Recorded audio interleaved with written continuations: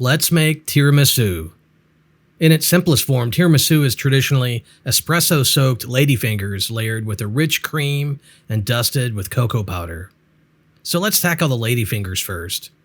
Preheat the oven to 390, and you'll also need either a sheet of parchment or a silicone baking mat. First off, I'm going to separate 4 eggs and let them warm up a touch while I pull the dry ingredients together. So here I've got 1 cup of AP flour, 1 tablespoon of cornstarch, a half a teaspoon of baking powder, and a pinch of salt. Now the egg yolks will go into a mixing bowl and we'll slowly add in a 1/4 cup of granulated sugar. Let these combine before raising the speed to high. The mixture is good to go once it turns a pale yellow and has gotten a lot thicker. Move that into a separate bowl so we can now work with the egg whites.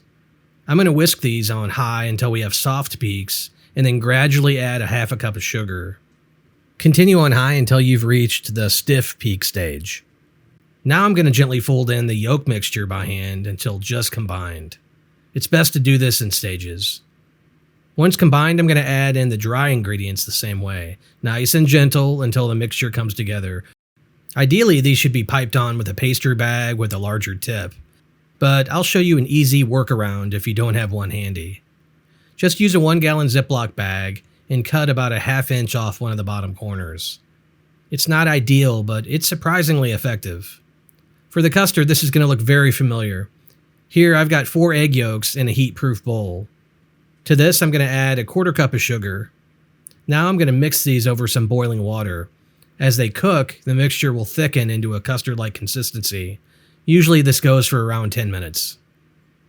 Now I can add a splash of vanilla and fold in 8 ounces of mascarpone cheese. Once this is combined, you can fold in 2 cups of whipped cream. Full disclosure, I just bought store-bought whipped cream for this. I always find it helpful to lay out the bottom layer of the ladyfingers first so I know how many to dip in the coffee. Now we spread on half the custard mixture, followed by a little cocoa powder, and I repeat the process for the second layer.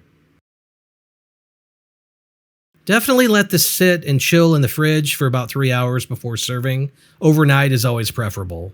Feel free to check out the full video on my YouTube channel, as well as maybe finding your next favorite recipe. This is Kitchen Serious.